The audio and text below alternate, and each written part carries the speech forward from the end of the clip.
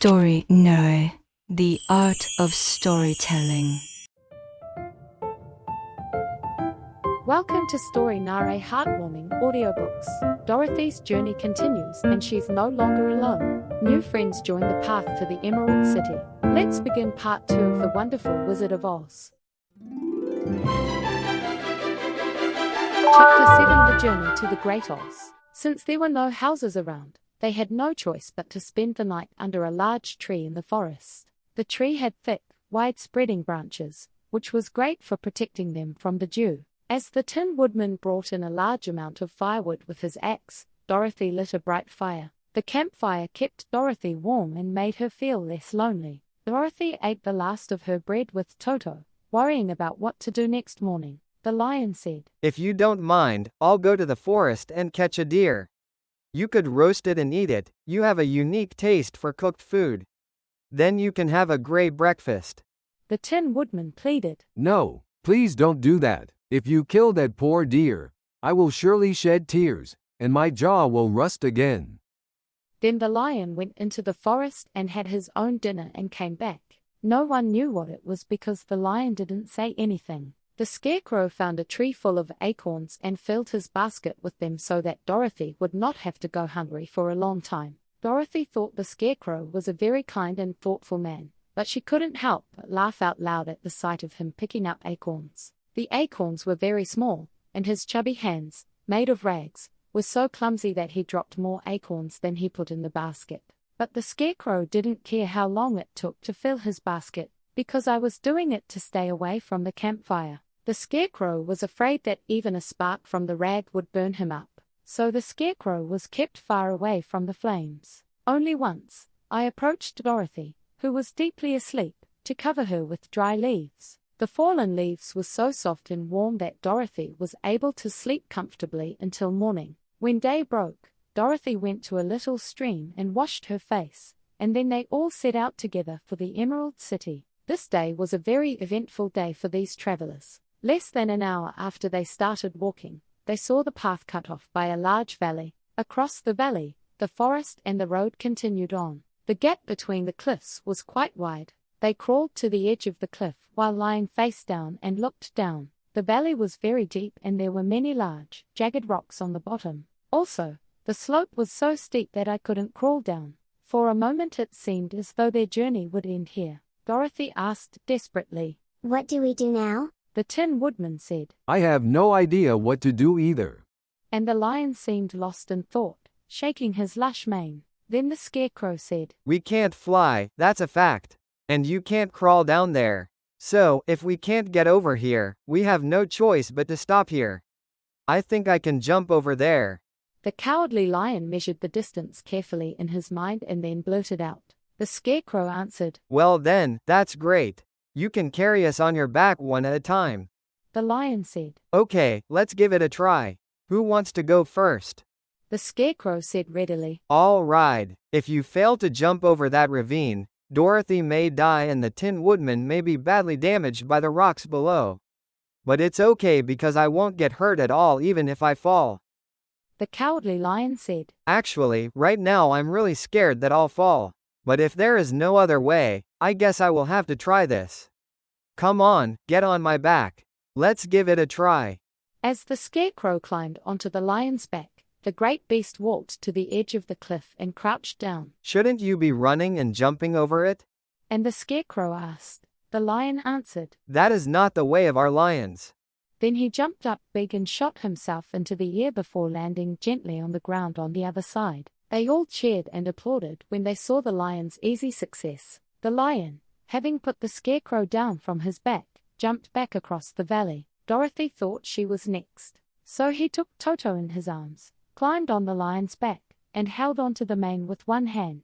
The very next moment, she felt like she was flying through the sky, and before she could even think about it, she was already on the other side. The lion went back and brought the Tin Woodman back, and then they all sat there and waited for the lion to rest. The lion was out of breath from the many leaps and was panting with its tongue out like a dog that had been running for a very long time. The forest on this side was much more densely packed with trees, making it look dark and gloomy. After the lions had rested sufficiently, they began walking along the yellow brick road again. They all walked in silence, wondering in their hearts if the forest would ever end and they would ever see the bright sunlight again. Their anxiety was further heightened by strange cries coming from deep within the forest. The lion whispered that Kalida lives in this forest. Dorothy asked, "What is Kalida?" The lion answered, They are monsters with the body of a bear and the head of a tiger. The claws are very long and sharp, so it can cut me in two just as easily as I can kill Toto. I'm so scared of Kalida. Dorothy said. "It's natural for you to be afraid. They must be some scary beasts." Just as the lion was about to answer, they came across another valley blocking their path. But this time it was so wide and deep that the lion immediately knew he couldn't jump over. So they all sat there, wondering what to do. After thinking deeply, the Scarecrow said, There is a very large tree near the cliff here. If the Tin Woodman cuts down this tree, it will fall to the other side, and we can easily walk across. The lion said, That's a really good idea. If someone saw you, they'd think you had brains instead of a rag on your head. The woodcutter started working right away. His axe was so sharp that the tree was almost completely cut down in no time. Then the lion put his two strong forepaws on the tree and pushed with all his might. The large tree slowly tilted and fell across the valley with a thud, its upper branches hanging over it. Just as they began to cross this unusual bridge, a fierce howling sound was heard and everyone turned around. Everyone was terrified when they saw two huge beasts with the body of a bear and the head of a tiger running towards them. The cowardly lion trembled and said, That's Kalida. The Scarecrow shouted, Go quickly, you have to cross this place. So Dorothy crossed the bridge first, carrying Toto in her arms, followed by the Tin Woodman, and then the Scarecrow. But the lion, though trembling with fear, turned toward Kalida and roared very loudly and terribly. At the roar, Dorothy screamed and the Scarecrow fell backwards. Even the beasts were so surprised that they stopped for a moment and looked at the lion. But they remembered that they were bigger than the lion and that there were two of them while the lion was alone, so they started running again. The lion crossed the wooden bridge and turned around to see what Kalida would do next. The Kalidas were crossing the wooden bridge without the slightest hesitation. Then the lion said to Dorothy, We're finished, they'll surely tear us apart with their sharp claws. But stand behind me, I will fight them as long as I live. Wait for a sec. And the Scarecrow said. The Scarecrow, who was still thinking about what would be best to do, asked the Tin Woodman to cut down the end of the tree on their side. The Tin Woodman immediately began chopping down the tree with his axe. As the two Kalidads were almost over, the tree collapsed with a loud crash down into the valley below. The beasts above them screamed terribly and fell, smashing into pieces on the sharp rocks below. The cowardly lion breathed a long sigh of relief and said, Phew, I'm glad I can live a little longer. Dying is a really bad thing. Those monsters were so scary that my heart still pounds. Then the Tin Woodman said in a sad voice, Oh, if only I could have a pounding heart too. Because of this incident, they all wanted to get out of this forest as soon as possible, so they all walked faster. So Dorothy quickly got tired and had no choice but to climb on the lion's back. Fortunately, as we moved forward, the trees in the forest became fewer and fewer. About noon they came upon a wide river with a fast-flowing current. Across the river, I could see the yellow brick road continuing through the beautiful scenery. There were green meadows with beautiful flowers blooming here and there, and trees lined the roadside, each one bearing delicious fruit. They were very happy to see this wonderful scenery. Dorothy asked, "How do I cross the river?" The Scarecrow answered, That's easy. If the Tin Woodman builds a raft, we can get across on it. So the woodcutter took his axe and started chopping down small trees to make a raft. Meanwhile, the Scarecrow discovered a tree full of fresh fruit on the riverbank. Dorothy, who had eaten nothing but acorns all day, was very happy and ate all the ripe fruit. Although the Tin Woodman was an enthusiastic and tireless worker, building a raft was a time-consuming task. So when night came I couldn't work anymore. They found a comfortable spot under a tree, made a bed, and slept soundly until morning. Dorothy had a dream in the Emerald City that the good Wizard Oz would send her back to her hometown.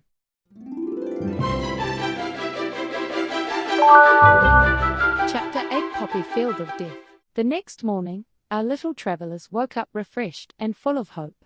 Dorothy had a princess-like breakfast of peaches and plums picked from the trees along the river. Behind them was a dark forest that they had gone through many desperate times, but eventually passed safely. But before them stretched out a beautiful and splendid field that seemed to beckon them to come to the Emerald City. Of course, it was true that a wide river now stood blocking them from this beautiful land, but the raft was almost finished. After the Tin Woodman cut some more wood and fastened it with wooden nails, they were ready to go. Dorothy sat in the middle of the raft and held Toto to her chest. When the Cowardly Lion got on the raft, his weight caused the raft to tilt violently. But as soon as the Scarecrow and the Tin Woodman stood on the opposite side, the balance was restored. The woodcutter and the Scarecrow were holding long poles to push the raft through the water. At first they went along smoothly, but as they reached the middle of the river, the rapid current swept the raft downstream, further and further from the yellow brick road. Moreover, the river water became deeper and deeper, so that the long pole could not reach the bottom. The Tin Woodman said, "This is not good. If we don't get over there, we'll end up in the land of the Wicked Witch of the West. Then the witch will cast a spell on us and make us slaves. Then I won't get a brain. And the Scarecrow said, Then I won't be able to gain courage. And the Cowardly Lion said, Then I won't get a heart. And the Tin Woodman said, Then I can't go back to Kansas. Dorothy said, We must go to the Emerald City. The Scarecrow said this and pushed his pole hard, but the pole got stuck firmly in the mud of the river bottom. So before he could pull the pole back or even let go of it, the raft floated away, leaving the poor Scarecrow hanging from the pole in the middle of the river. Bye. And when the Scarecrow shouted, they all felt very sorry for him and had no choice but to leave him behind. In fact, the Tin Woodman burst into tears, but luckily he quickly remembered that he was rusty and wiped his tears with Dorothy's apron. This incident was very unfortunate for the Scarecrow. The Scarecrow thought this. I'm worse off now than when I first met Dorothy. When I was hanging on a pole in the cornfield, I was able to scare the crows anyway. But what good is a scarecrow hanging on a pole in the middle of a river? I really hate the fact that I will never have a brain. The raft continued to drift downstream, leaving the poor Scarecrow far behind. Then the Lion said, We have to do something to get out of this danger. I think if you guys hold on to my tail, I can swim across the river with the raft in tow. Then, as the Lion jumped into the water, the Tin Woodman grabbed hold of his tail. The Lion began to swim with all his might towards the riverbank. Even though the Lion was big, it was very difficult for him to swim while pulling the raft. But little by little they were getting away from the fast current in the middle of the river. Then Dorothy took the Tin Woodman's pole and pushed the raft with all her might to the riverbank. When they finally reached the riverbank and stood on the beautiful green grass, they were all exhausted, and then they realized that the river had brought them far from the yellow brick road that led to the Emerald City. What should we do now? And the Tin Woodman asked. The Lion was lying on the grass drying his body in the sun. Dorothy answered, We have to get back to the yellow brick road somehow. Then the Lion added, The best way would be to walk up the riverbank until the path becomes clear again. So after a short rest, Dorothy picked up her basket, and they started walking along the green bank towards the path where the water began to carry them down. It was a very beautiful place, full of beautiful flowers, fruit trees and pleasant sunshine. They would have been very happy if they had not felt sorry for the poor Scarecrow. They walked as fast as they could, except for a moment when Dorothy stopped to pick a beautiful flower. After some time had passed, the Tin Woodman suddenly shouted, Look over there. As they all turned their eyes toward the river, they could see a Scarecrow hanging on a pole in the middle of the river. He looked very lonely and sad. Dorothy asked, Is there any way to save him? The Lion and the woodcutter both shook their heads, not knowing what to do. So they sat on the riverbank and just looked at the Scarecrow with sad eyes. At that time, a stork flew by and saw them and landed on the riverbank to rest. The stork asked, Who are you? Where are you going? The girl answered, I am Dorothy, and these are my friends, the Tin Woodman and the Cowardly Lion. We are on our way to the Emerald City. This isn't the way to get there. The stork twisted its long neck and looked sharply at the suspicious group. Dorothy answered, I know, but we lost the Scarecrow, so I'm thinking of a way to bring him back. The stork asked, Where is the Scarecrow? The little girl answered, Over there, in the middle of the river. The stork looked at him and said, If the Scarecrow wasn't so big and heavy, I'd carry him for you. Dorothy said with earnest plea, He is not heavy at all because he is filled with rags. We would really appreciate it if you could bring him to us. The stork said. Okay, I'll give it a try, but if it gets too heavy when I move it, I might drop it back into the river. The large bird flew into the air and flew over the river toward where the Scarecrow was hanging on the pole. The stork grabbed the Scarecrow's arm with her big claws and carried him back to where Dorothy, the lion, the Tin Woodman and Toto were sitting. The Scarecrow was so happy to see his friends again that he hugged them all, including the lion and Toto, and he was so excited that he sang at every step as he walked. The Scarecrow said, I was afraid that I would be on the river forever.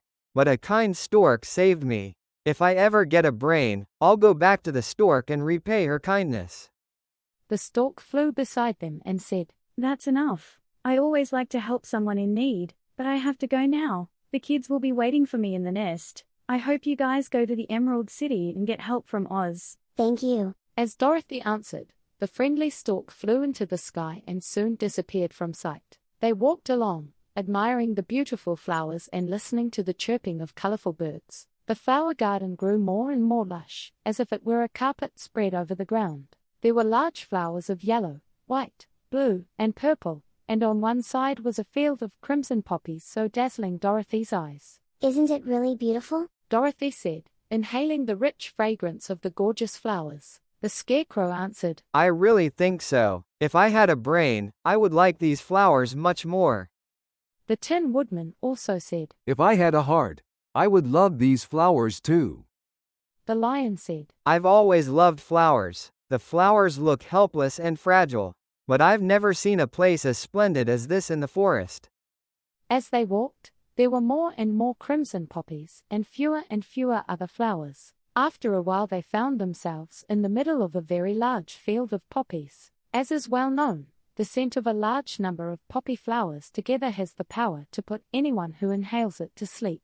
If you don't move a sleeping person away from the scent of poppy flowers, he will sleep forever. But Dorothy didn't know this fact, and even if she did, it would have been difficult to get away because the whole area was covered in crimson flowers. Soon Dorothy's eyes grew heavy and she felt like nothing more than sitting up and falling asleep. But the Tin Woodman stopped Dorothy from doing so. The Tin Woodman said, We have to hurry and get back to the yellow brick road before it gets dark.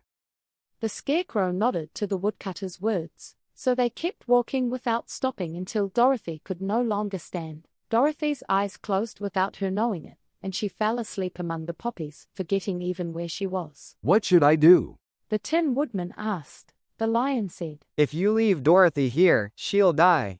The scent of this flower is trying to kill us all. I can barely open my eyes, but this puppy is already asleep. That was true. Toto was lying asleep next to his master. However, the Scarecrow and the Tin Woodman were not made of flesh like people, so they were not affected by the scent of the flowers. The Scarecrow spoke to the lion. Run as fast as you can and get out of this death field. We'll take Dorothy with us, but if you fall asleep, you're too big for us to move. Then the lion came to his senses and ran forward as fast as he could. In an instant he was out of sight. The Scarecrow said, Let's hold hands and make a chair and carry Dorothy.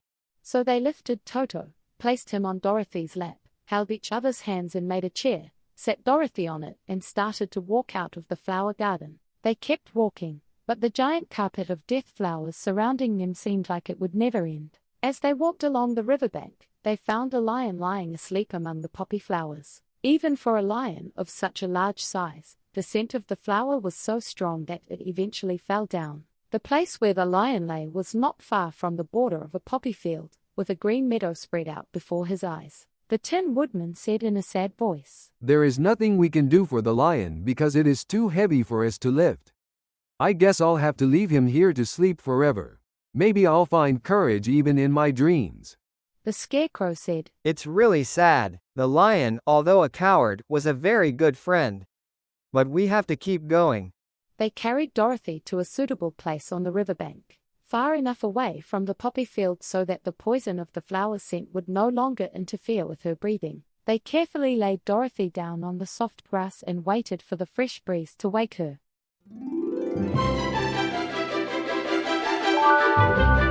Chapter 9 The Rat Queen.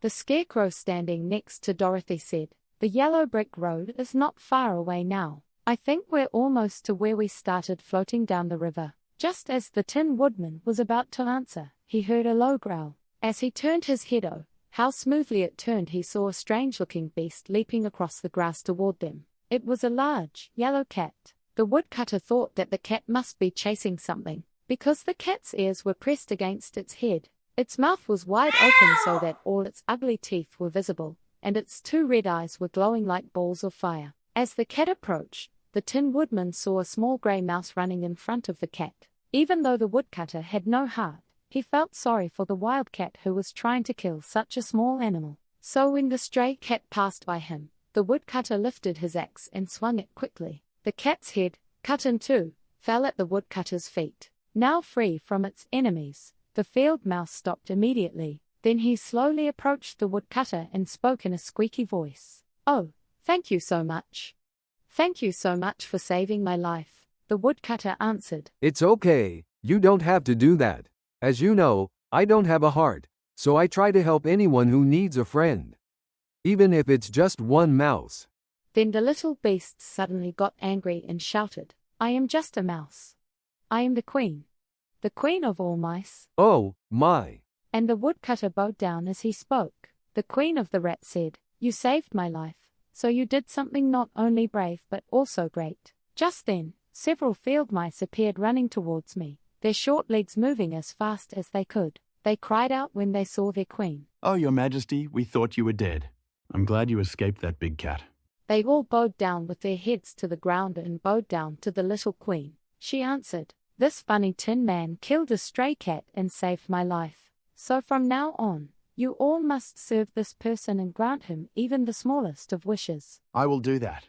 All the mice answered in chorus with trembling voices. But soon I had to run away in all directions. When Toto woke up and saw the mice around him, he barked in joy and jumped into the middle of the mice. Toto has always loved chasing mice since he lived in Kansas. But soon the Tin Woodman caught the puppy and held it in his arms and said to the mice, Come back, Toto won't hurt you." When the queen of the field mice heard this, she put her head out from under the bush and asked in a hesitant voice, "Will that dog really bite us?" The woodcutter said, "You don't have to be afraid because I will hold you and not let you go." Then the mice started creeping out again, one by one. Toto did not bark again, although he bit the woodcutter as he tried to escape from his arms, not knowing that he was made of tin. Finally, the biggest mouse among them spoke. "Is there anything we can do to help you? We would like to repay you for saving our queen's life." The woodcutter answered. "I don't think there is anything." But the Scarecrow, who tried to think but couldn't think because his head was full of rags, quickly said, "Oh, there is one thing. Please save our friend the Cowardly Lion." "He is sleeping in a field of poppies." The little mouse queen screamed, "A lion! He's going to eat us all." Then the Scarecrow spoke clearly. "Oh, that's not true. That lion is a coward."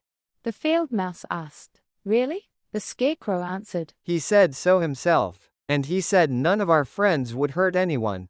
If you help us save the lion, I promise he will be kind to you all." The queen said, "Okay then, I'll trust you. So how can we help you?" "Are there many rats who call you queen?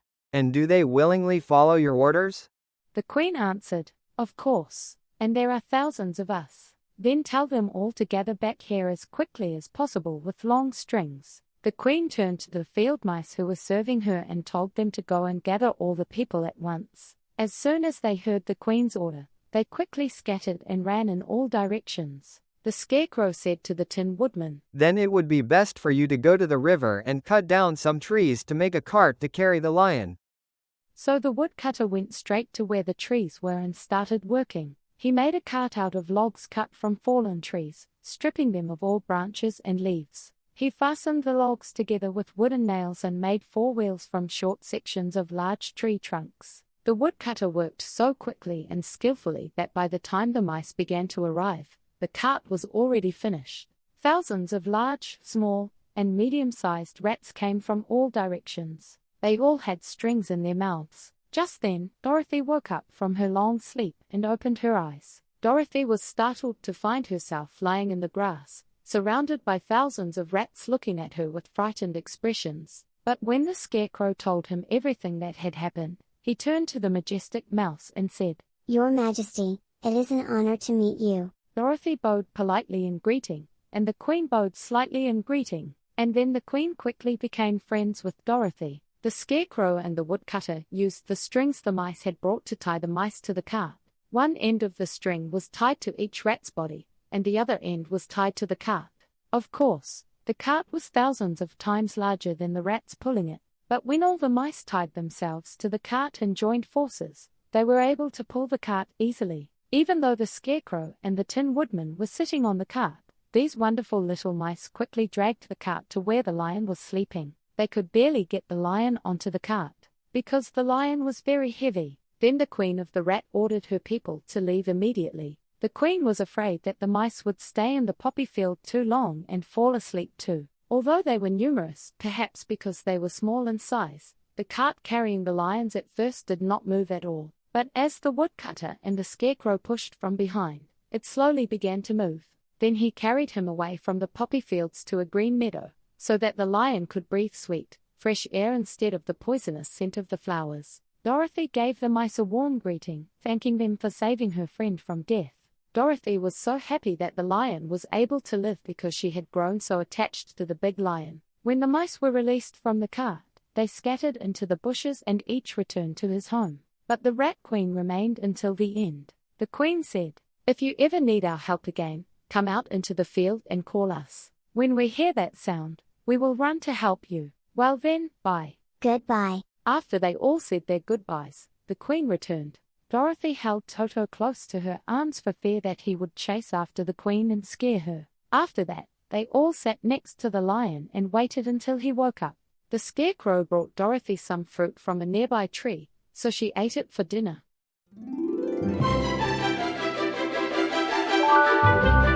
Chapter 10 The Gatekeeper. But when the lion opened his eyes, he rolled down from the cart and was very glad that he was still alive. The lion sat down and yawned, saying, I ran as fast as I could, but the scent of the flowers was too strong. But how did you guys manage to drag me out? So they told the lion how the mice had kindly saved him from death. Then the cowardly lion laughed and said, I always thought I was very big and scary, but something as small as a flower almost killed me, and something as small as a mouse saved my life. This is really interesting, but, friends, what are we going to do now? Dorothy said, We have to keep going until we find the yellow brick road, then you can go to Emerald City. So when the lion was fully recovered and regained his former vigor, they began their journey. It felt so good to walk on the soft, fresh grass. It didn't take long for them to reach the yellow brick road. Then he turned toward the Emerald City where the Great Oz lived. The road was flat and well paved, and the scenery there was beautiful. Moreover, it was a joy to be out of the forest where I had encountered so many dangers in the gloomy shadows. I could see the fences erected on both sides of the road again, but these fences were painted green, and the little houses the farmers lived in were also green. During the afternoon they passed many houses, and sometimes people came out to the door, and looked at them with a curious look, as if they wanted to ask something, but no one approached them or spoke to them because they were very afraid of the big lion. They were all dressed in beautiful emerald green clothes and had pointed hats like the Munchkins. Dorothy said, This is definitely the land of Oz. It's clear that we're getting close to the Emerald City. The Scarecrow answered, That's right. Munchkins like blue, but everything here is green. But the people here don't seem as friendly as the Munchkins. I'm worried I won't be able to find a place to sleep tonight. Dorothy said, I wish I could eat something other than fruit. Toto must be very hungry too. Next time you come to a house, go in there and talk to the people there. So they went to a fairly large farm. Dorothy walked boldly to the door and knocked. A woman opened the door just enough to see his face and said, Hey kid, what's going on? Why is that big lion walking around with you? Dorothy answered, If it's okay with you, I'll stay for one night. That lion is my friend and he won't hurt anyone. The woman opened the door a little wider and asked, So you're saying it's a tamed lion? Dorothy said, Of course, and he's such a coward. He will be more afraid of you than you are of the lion. The woman thought for a moment, then glanced at the lion and said, Good, come inside. I'll give you dinner and a place to sleep. So they all went into the house. Inside, besides the woman, there were 2 young children and a man. The man was lying on an armchair in a corner with an injured leg. They seemed surprised to see this strange crowd. The man asked while the woman was setting the table. Where are you all going? Dorothy said. I'm going to the Emerald City to meet the Great Oz. The man cried out in surprise. Oh, my. Do you think Oz will meet you? Dorothy answered. Of course, why wouldn't you meet me? Because Oz doesn't let anyone enter where he is. I've been to Emerald City many times, and it's such a beautiful and mysterious place. I wanted to see the Great Oz, but I was never allowed to. No, I don't think there's anyone alive who's seen him.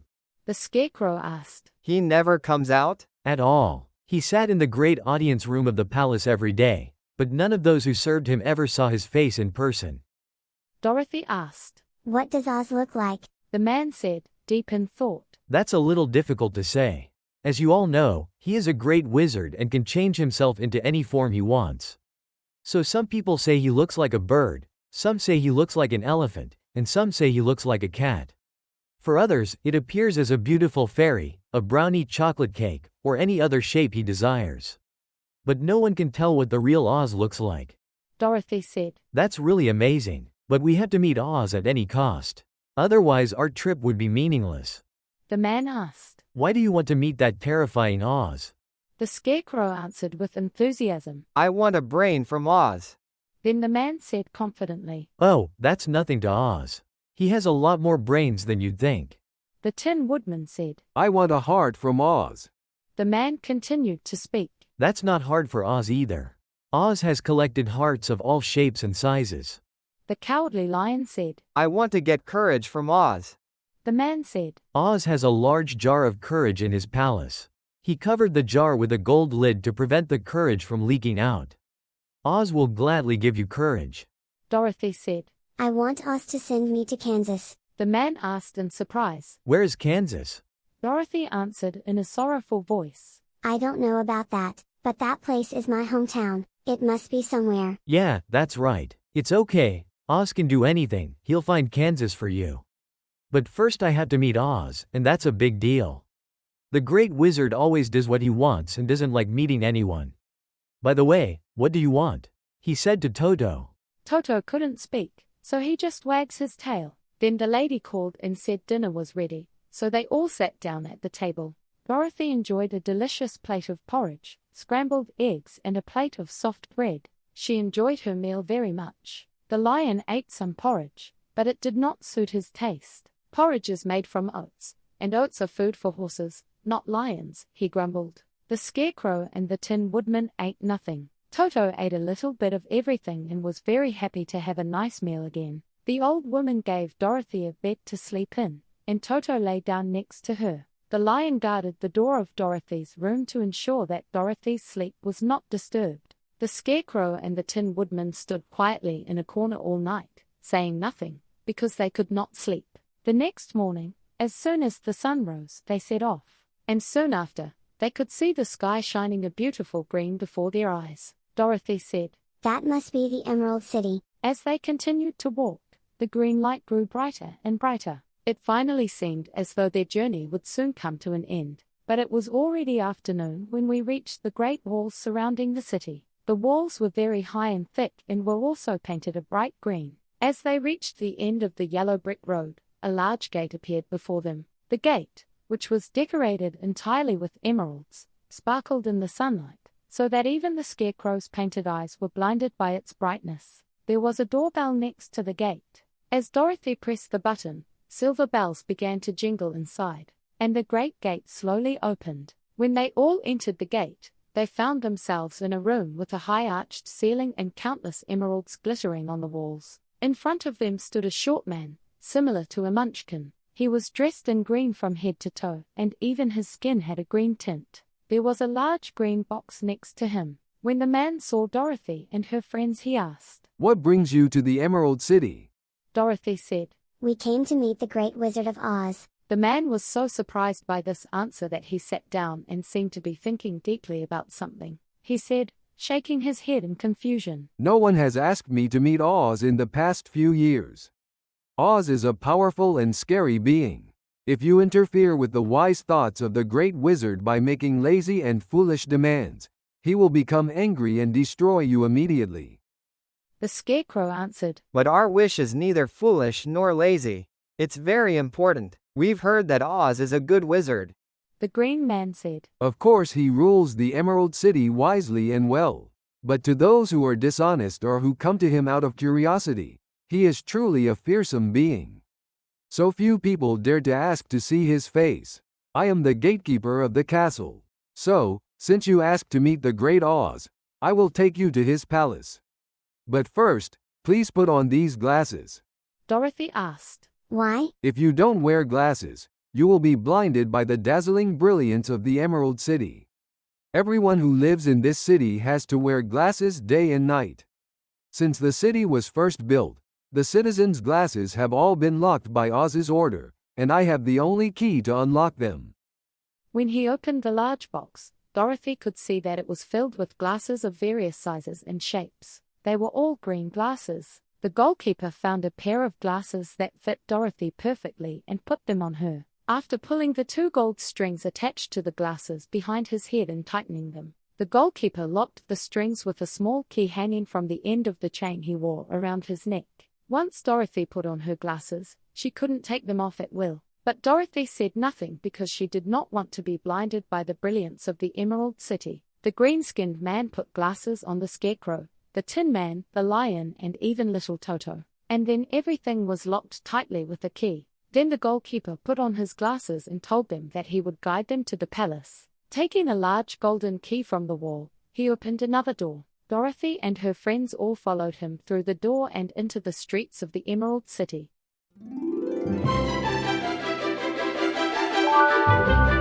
Chapter 11: The Mysterious City of Oz. Despite wearing green glasses, Dorothy and her friends were initially dazzled by the dazzling light of the mysterious Emerald City. The streets are lined with beautiful houses. They also walked along a road paved with green marble. Between the marble blocks, emeralds were tightly lined up and sparkled in the bright sunlight. The windows of the house were all made of green glass. Even the sky above the city was green, and the rays of sunlight streaming down were green. There were a lot of men, women, and children walking along the street, all of them wearing green clothes, and their skin was a greenish color. People looked at this strange group of people with Dorothy and various other figures, Lion, Scarecrow, Tin Man, Puppy, etc., with curious eyes. When the little children saw the lion, they all ran away and hid behind their mothers, but no one spoke to them. There were many shops on the street, and the items were all green. They were selling all kinds of green shoes, green hats, and green clothes, as well as green candy and green popcorn. On one side, a man was selling green lemonade. When the children bought lemonade, Dorothy noticed that all the coins they used were green. There didn't seem to be any animals there, not even horses. Men moved goods in small green carts pushed from behind. Everyone had a happy and contented expression, and it seemed like everyone was living without any lack. The goalkeeper led them through the streets to a huge building located exactly in the center of the city. It was the palace where the Great Wizard Oz lived. Standing in front of the door was a soldier wearing a green uniform and with a long green beard. The goalkeeper said to the soldier, "These visitors want to meet the great Oz." The soldier answered, "Come in. I will let Oz know." So they entered the palace gates and were led into a large room with green carpets and beautiful green furniture decorated with emeralds. Before entering the room, the soldiers were made to wipe their feet clean on a green mat. Then when they were all seated, the soldier said politely, "Rest in peace. In the meantime, I will go to the audience room and tell Oz that you are here." Dorothy and her friends waited a long time for the soldier to return. When he finally returned, Dorothy asked, Have you ever met Oz? The soldier answered, "Oh no, I have never seen him before, but I conveyed your words while he was sitting behind the curtain.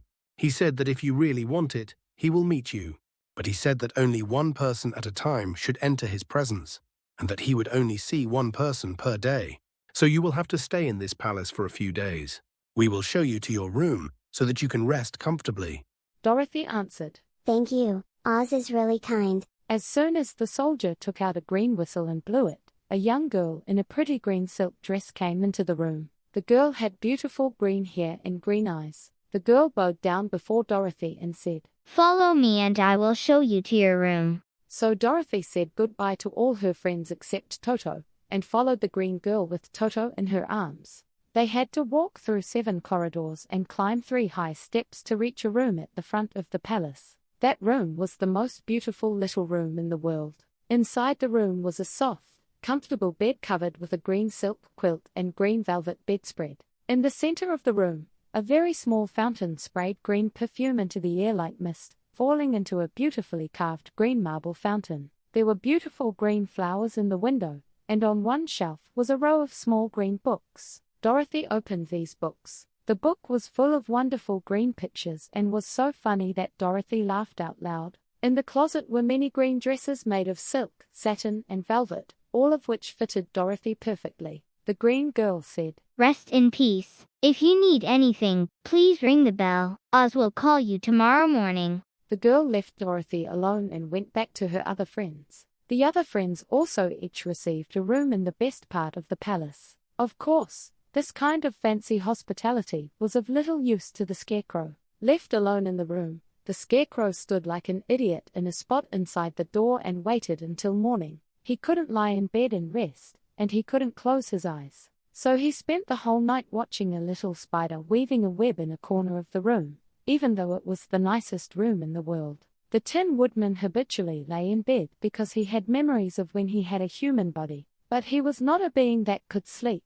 So he spent the whole night moving from side to side to make sure his joints were working properly. The lion did not want to be in a stuffy room because he preferred to sleep on the dry leaves of the forest. But I wasn't the type of person who would let things like this bother me, so I jumped on the bed, curled up like a cat, purred, and fell asleep right away. The next morning, after breakfast, the green maid came to pick up Dorothy. The maid dressed Dorothy in a very pretty silk dress trimmed with green brocade. Dorothy wore a green silk apron and Toto had a green ribbon tied around his neck. And then he set off to the throne room to meet the great Oz. First, when they entered the large banquet hall, there were nobles and ladies dressed in very luxurious clothes. They had nothing to do but talk to each other. Although they were never allowed to meet Oz, they came outside the audience room every morning waiting to be allowed in. As Dorothy entered, they looked at her with curious eyes, and one of them whispered, Are you really going to meet that terrifying Oz? Dorothy answered,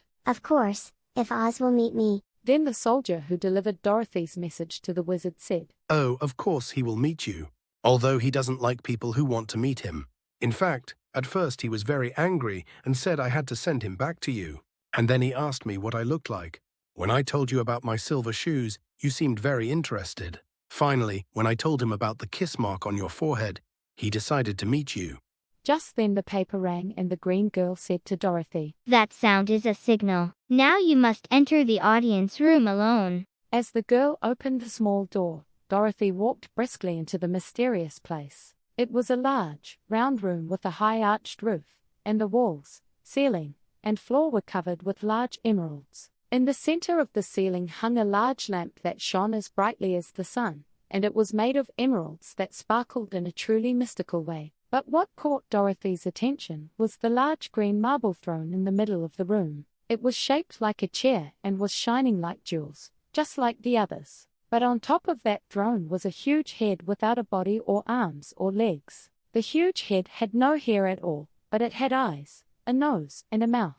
The head seemed much larger than the head of the largest giant in the world. As Dorothy stared at the head in amazement and fear, the eyes of the head slowly turned and looked at her sharply. And as the mouth moved, Dorothy heard a voice. I am Oz, the great and terrible. Who are you, and why have you come to me? The voice coming from that big head wasn't as horrible as Dorothy had expected, so Dorothy took courage and answered, My name is Dorothy, small and fragile. I came here because I need your help. The eyes looked at Dorothy for a long time, as if lost in thought, and then the voice was heard again. Where did you get those silver shoes? Dorothy answered, These silver shoes were obtained from the Wicked Witch of the East. Our house fell on that witch and she died. What is the mark on your forehead? The voice continued to ask. It was the kiss the good witch of the north gave me as she said goodbye to you. And the girl said. Once again the eyes looked sharply at Dorothy. It seemed like Dorothy was looking into whether or not she was telling the truth. Oz asked again. What do you want from me? Then Dorothy answered earnestly. Please send me back to Kansas to Aunt Em and Uncle Henry. This is a really beautiful place, but I don't want to be in your country. I'm sure Aunt Em is very worried since I've been gone for so long. The eyes on the head blinked 3 times, then raised their pupils toward the ceiling, then lowered them toward the floor, and rolled around in a very strange way. It was as if he was trying to see every part of the room. And then he looked at Dorothy again for the last time. Oz asked, Why should I do that? Because you are strong and I am weak, because you are a great wizard and I am just a little girl. Oz said. But aren't you strong enough to kill the Wicked Witch of the East? Dorothy answered quickly. It's just a coincidence. I couldn't help it either. The big head said. Okay, now tell me your answer. You have no right to expect that I will send you back to Kansas unless you do something for me. In this country, everyone has to pay a price to get something. If you want me to use magic to send you back home, you must do something for me first. That is, if you help me, I will help you. Dorothy asked. Then what should I do? Oz answered. Kill the Wicked Witch of the West. I can't do it. Dorothy was so surprised that she screamed. You have already killed the Wicked Witch of the East, and she is wearing silver shoes that have powerful magic. Now there is only one evil witch left in this country. I'll send you back to Kansas when you can tell me that witch is dead, but never before. The little girl was so disappointed that she started to sob. The 2 eyes on the large head blinked again and looked at Dorothy anxiously. It was as if the Great Oz thought Dorothy could help him if she wanted to. Dorothy said with a sob. I've never killed anything on purpose before. Even if I wanted to, how could I kill the Wicked Witch? Even you, the Great Wizard, cannot kill her, so how do you think I can? The big head spoke. I don't know either, but this is my answer. You will never see your uncle and aunt again until you kill the evil witch. Remember that the witch is evil, so evil that she must die. Go now, and don't even think about meeting me until you've completed your mission. Grief-stricken, Dorothy left the audience room and returned to where the lion, the Scarecrow, and the Tin Woodman were waiting. They wondered what Oz had said to Dorothy. Dorothy said in a sad voice. I have no hope now. Oz said he wouldn't let me go home unless I killed the Wicked Witch of the West, but that's something I can never do. Her friends were all sad, but there was nothing they could do to help Dorothy. Dorothy went back to her room, lay down on her bed, and cried herself to sleep. The next morning, a green-bearded soldier came to the Scarecrow and said, Come with me to see Oz. The Scarecrow followed the soldier into a large audience room. There the Scarecrow saw a most beautiful woman sitting on an emerald throne. The woman was wearing a thin, transparent dress made of green silk, and a jeweled crown rested on her flowing green hair. On her shoulders grew wings of very bright colors, so thin that they seemed ready to flutter at the slightest breath. When the Scarecrow bowed down as far as the stiff rags with which he was stuffed would allow him to bow to the beautiful fairy, she looked at him kindly and said, I am Oz, the great and terrible. Who are you and why have you come to me? The Scarecrow, who had expected to see the big head that Dorothy had spoken of, was very surprised. But I took courage and answered the fairy. I am a scarecrow made of rags. So I don't have a brain. I beg you please put a brain in my head instead of a rag. So I want to live like other people living in this country. The fairy asked, Why should I do that? The Scarecrow answered, Because you are wise and capable. There is no one who can help me but you. Oz said, I don't do favors without receiving anything in return, but this is not a promise. If you kill the Wicked Witch of the West for me, I will give you a lot of brains. Then you will be the wisest man in all the land of Oz. The Scarecrow said in surprise, Didn't you already tell Dorothy to kill the witch? Of course I did. I don't care who kills that witch, but I won't grant your wish until that witch dies. Okay, now go, and don't come to me again until you've completed your mission. The Scarecrow returned to his friends in sorrow and told them what Oz had said. Dorothy was surprised to see that the Great Wizard was not the big head she had seen, but a beautiful fairy. The Scarecrow said, I think Oz needs a heart as much as the Tin Woodman. I don't have the heart. The next morning, the green-bearded soldier came to see the Tin Woodman. Oz has called you. Follow me. So the Tin Woodman followed him and went into the audience room. He wished Oz had appeared as a beautiful fairy rather than a big head. The woodcutter muttered to himself, If Oz shows up with a big head, I won't get a heart.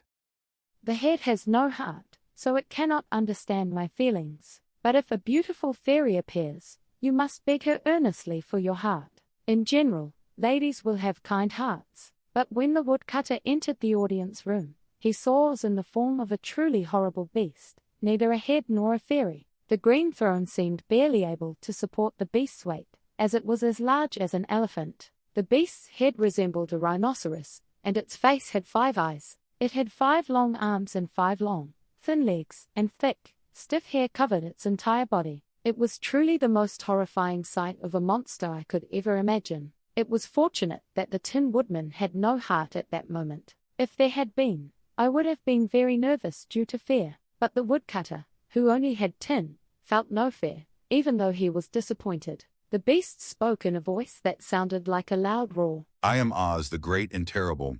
Who are you and why have you come to me? I am a woodcutter made of tin. I have no heart, so I can't love. Please give me a heart like everyone else.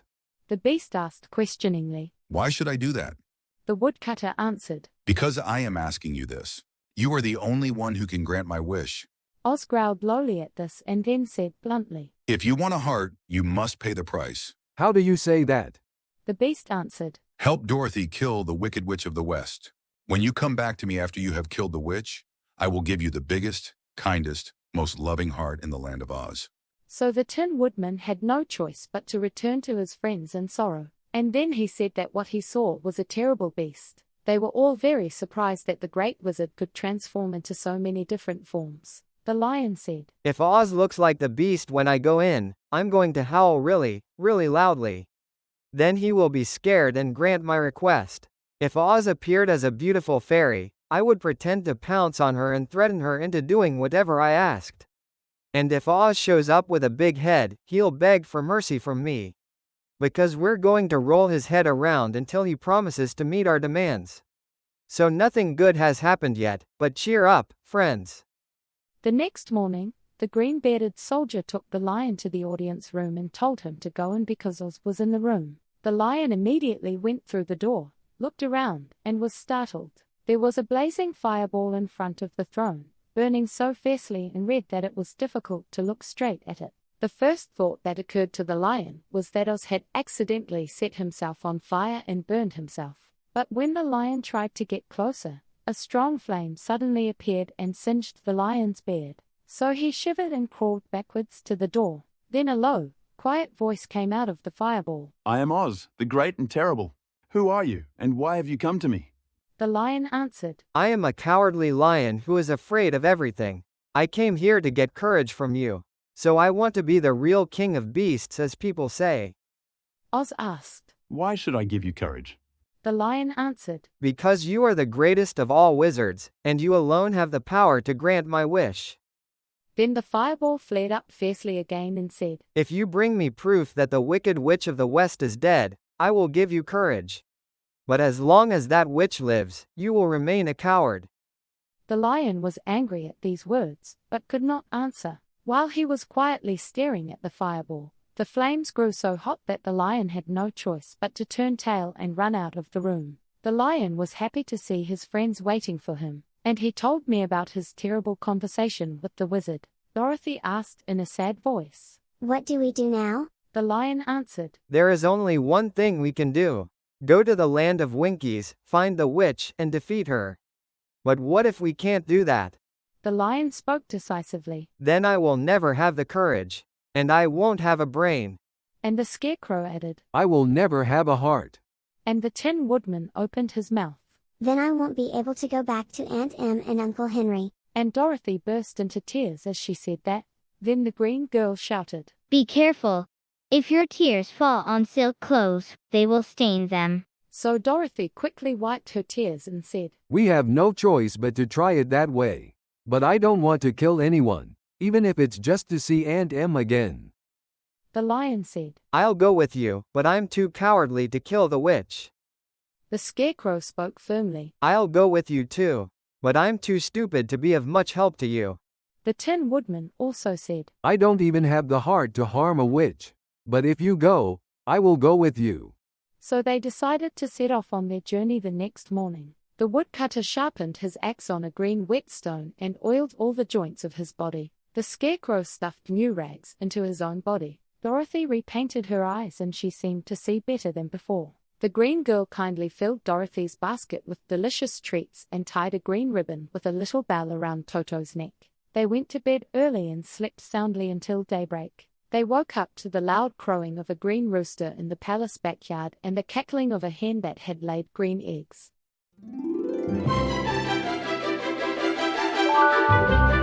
Chapter 12 In Search of the Wicked Witch. The green-bearded soldier led them through the streets of the Emerald City to where the gatekeeper lived. The goalkeeper unlocked the glasses they were wearing and put them back in the large box. And then he opened the gate politely. Dorothy asked, "Which way should I take to find the Wicked Witch of the West?" The goalkeeper answered, "There is no way to get there, because no one wants to go there." Dorothy asked again, "Then how can I find the witch?" The goalkeeper answered, "That's easy. If the witch finds out you've entered Winky's land, she'll try to find you and turn you into slaves." The Scarecrow said, Maybe not, we're going to get rid of her. The goalkeeper said, "Oh, that's not true. No one has ever defeated that witch. So I think the witch will try to enslave you like she always has. So be careful. The witch is so evil and ferocious that she won't let you get rid of her. If you keep walking towards the west where the sun sets, you will definitely meet that witch." They thanked the goalkeeper and said goodbye. Then he turned toward the west. They continued walking through fields of soft grass and daisies and buttercups. Dorothy continued to wear the pretty silk dress she had worn in the palace. But now that I look at it, I'm surprised to see that the clothes are no longer green, but just white. The ribbon that Toto was wearing around his neck also disappeared from green and became white like Dorothy's clothes. The Emerald City soon disappeared far behind. As they advanced, the road became increasingly rough and steep.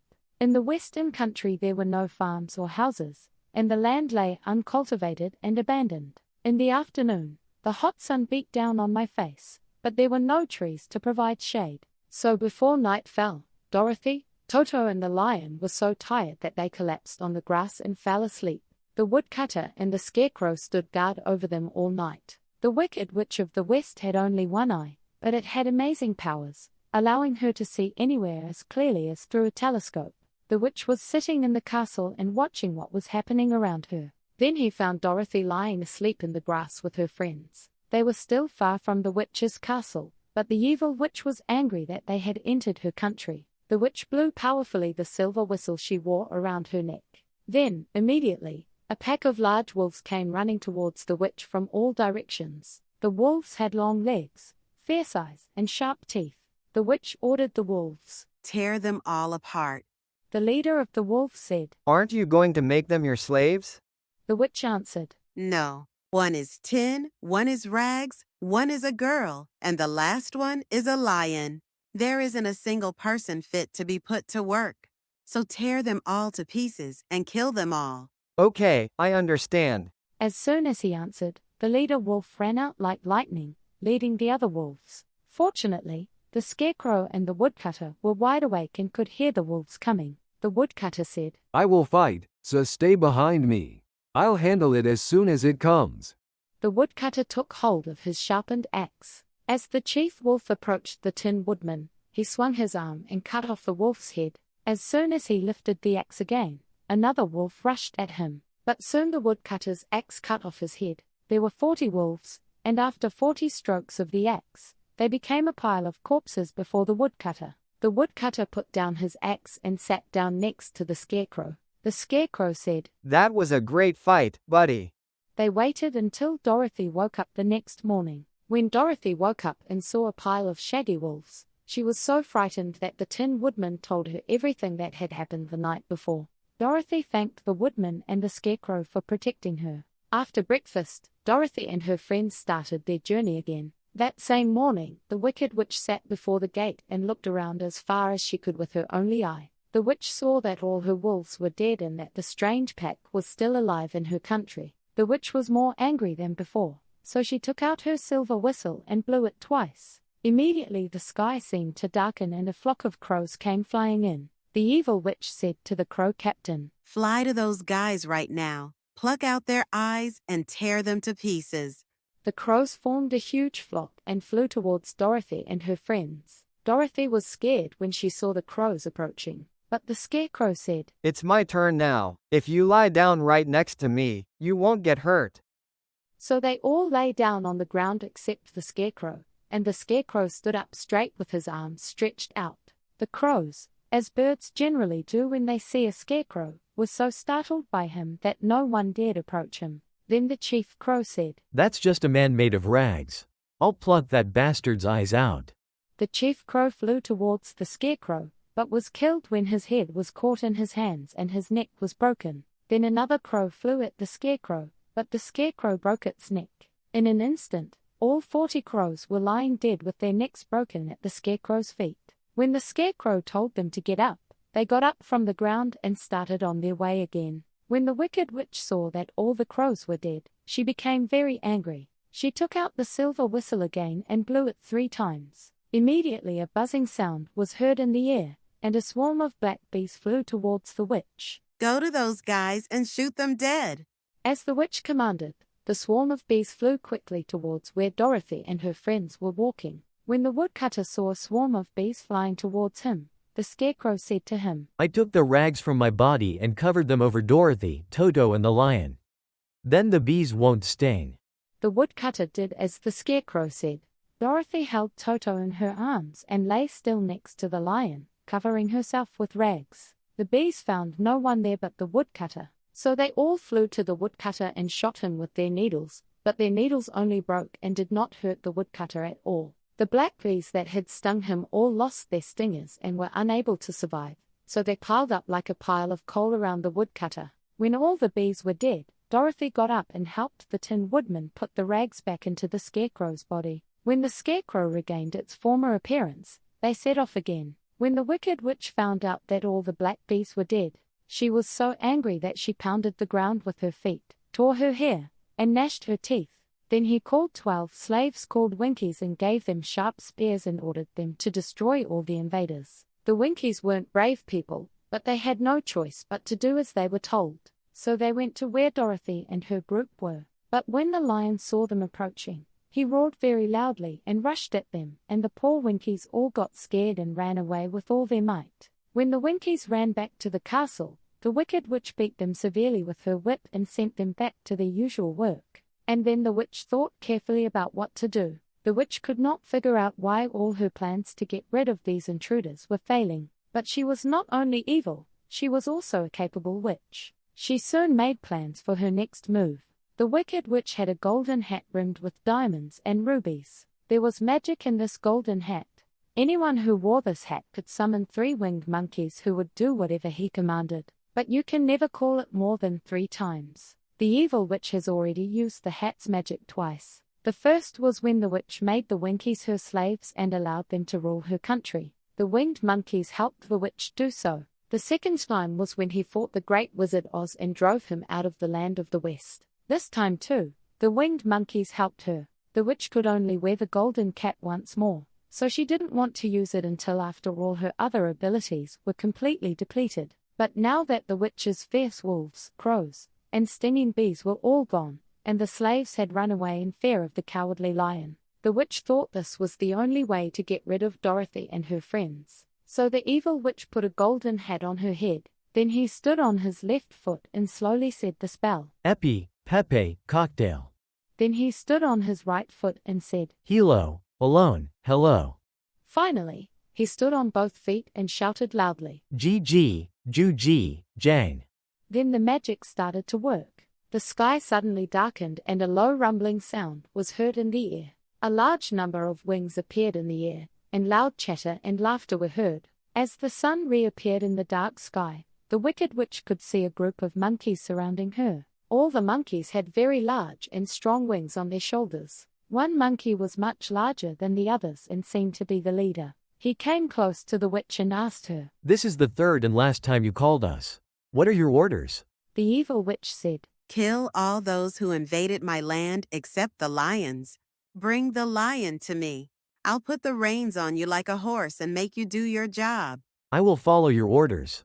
And the leader monkey said. Then, with a loud noise, the winged monkeys flew towards where Dorothy and her friends were walking. A few monkeys caught the Tin Man and flew him to a place covered with sharp rocks. There the monkeys dropped the poor woodcutter. The lumberjack fell from a great height onto the rocks and was so badly crushed that he could not even move or groan. Other monkeys grabbed the Scarecrow with their long fingers and pulled out all the rags from its body and head. Then he rolled up the Scarecrow's hat, shoes, and clothes and threw them onto the highest branch of a tall tree. Some monkeys also tied the lion's body, head, and legs with strong ropes, so the lion could no longer bite, scratch or fight.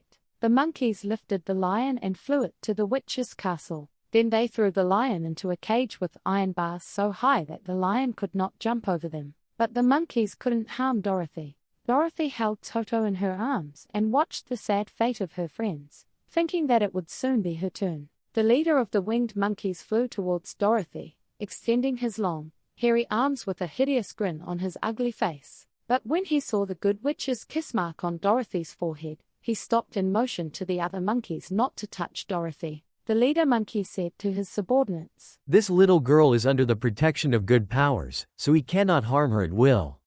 This is a power greater than evil power. I guess I have no choice but to take this girl to the evil witch's castle." So the monkeys carefully and gently placed Dorothy in their arms and flew into the sky. Back at the castle, they dropped Dorothy off at the gate. The chief monkey said to the witch, "We have done everything we could according to your orders. I got rid of the Tin Woodman and the Scarecrow, and tied the lion up in the backyard.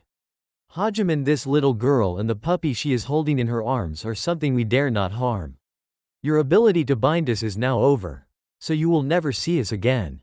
The winged monkeys flew into the air with loud laughter and chattering, then quickly disappeared from sight. The wicked witch was both surprised and worried when she saw the mark on Dorothy's forehead, because he knew that he, like the winged monkeys, could not harm this girl. The witch looked down at Dorothy's feet and began to tremble in fear when she saw the silver shoes. I knew that those silver shoes had a powerful magic hidden in them, so at first the witch thought of running away from Dorothy. But the witch, looking into Dorothy's eyes, soon realized how innocent the girl was and how ignorant she was of the great magic of the silver shoes. So the witch smiled slyly and thought this: I can use this child as a slave, because I don't know how to use the power I have. The witch spoke to Dorothy in a harsh and fierce voice. Follow me, and listen carefully to everything I say, and take it to heart. Otherwise, I'll finish you off like I did to the Tin Woodman and the Scarecrow.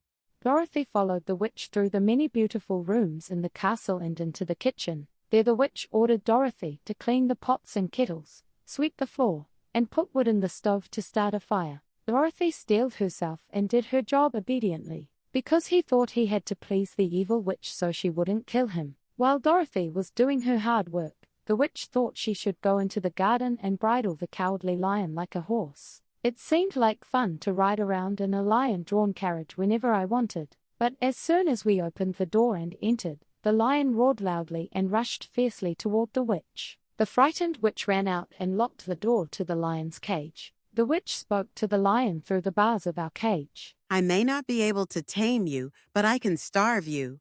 You won't eat anything until you do what I want. From that time on, the witch did not give food to the lion trapped in the cage, but every day at noon he came to us and asked, Are you ready to be tamed by me like a horse? Every time the lion said, No, if you come in here, I will bite you and kill you right away.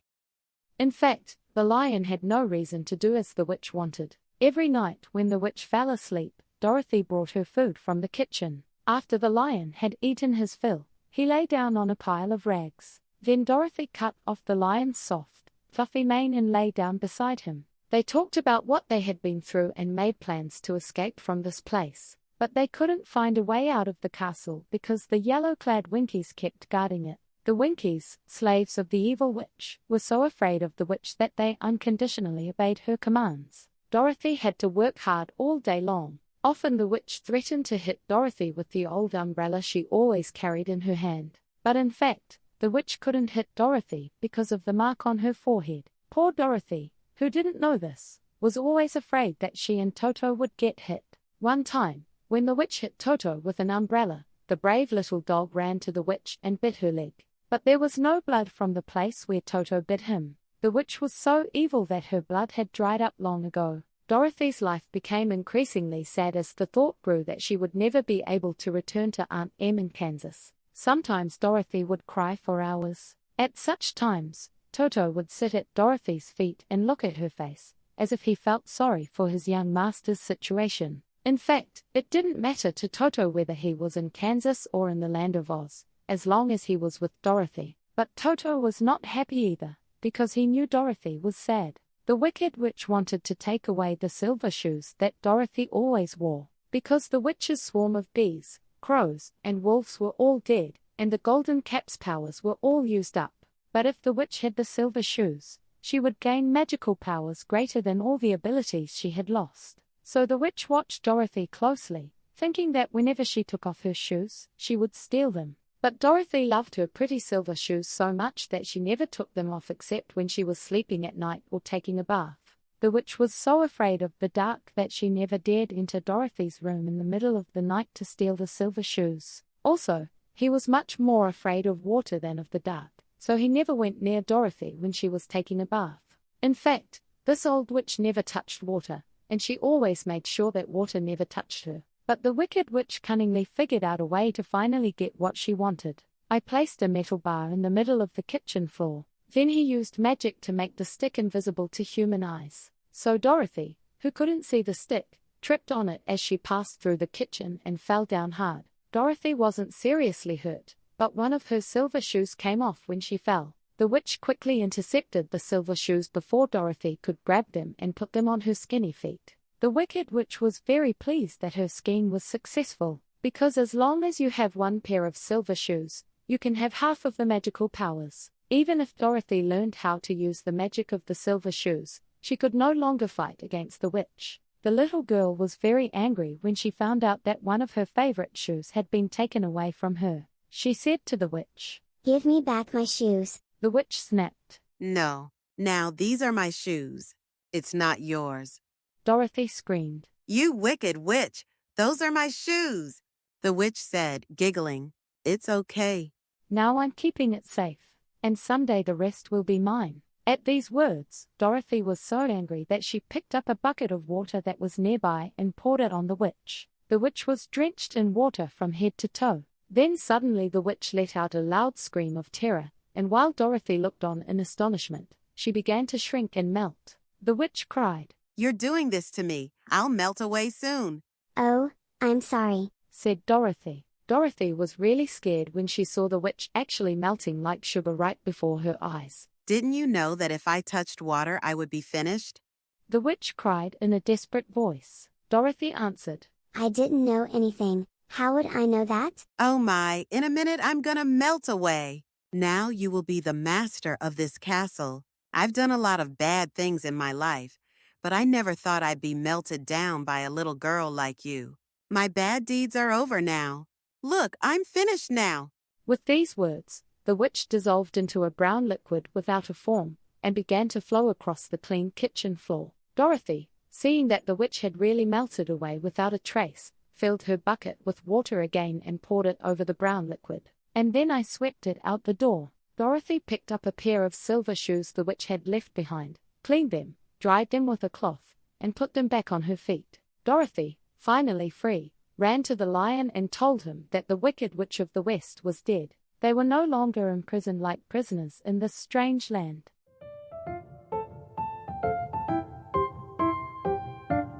Thank you for listening to The Wonderful Wizard of Oz. Be sure to follow Story Narae and stay tuned for the next adventure.